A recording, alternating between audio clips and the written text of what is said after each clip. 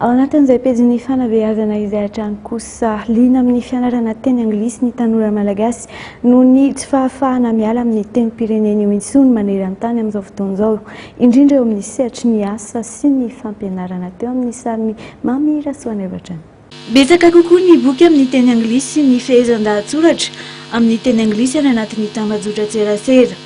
Tsy azo iodivirana intsony ny teny anglisy amin'izao vanim-potoana izao, na eo amin'ny resaka fianarana na ihany koa amin'ny sehatry ny asa.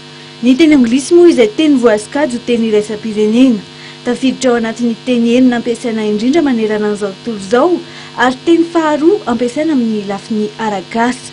Mihazakazaka ny fivoarana ankehitriny, voakasika izay koa ny tanora malagasy izay efa liana tanteraka amin'ny fianarana ny teny anglisy izay. Teny anglisy zao mivoboroky be, dia izay mahatonga anay akosika ny ankizy anisan'ny teny anglisy.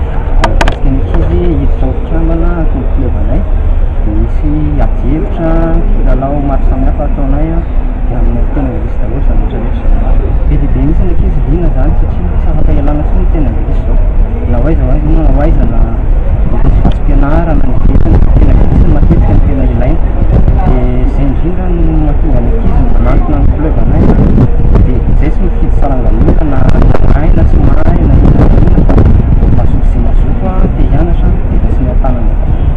Arakaraka ny fahakingan'ny tsirairay sy ny fahasotoana no ahafahana mianatra sy mandray aingana ny teny pirenena hafa. Efa betsaka ireo tanora izay mirona any amin'ny fianarana ny teny anglisy ary samy mahatsapa ny rehetra fa tsy azo iodivirana intsony ny fahaizana ny teny anglisy ankoatra ny teny frantsay raha eto Madagasikara no resahina.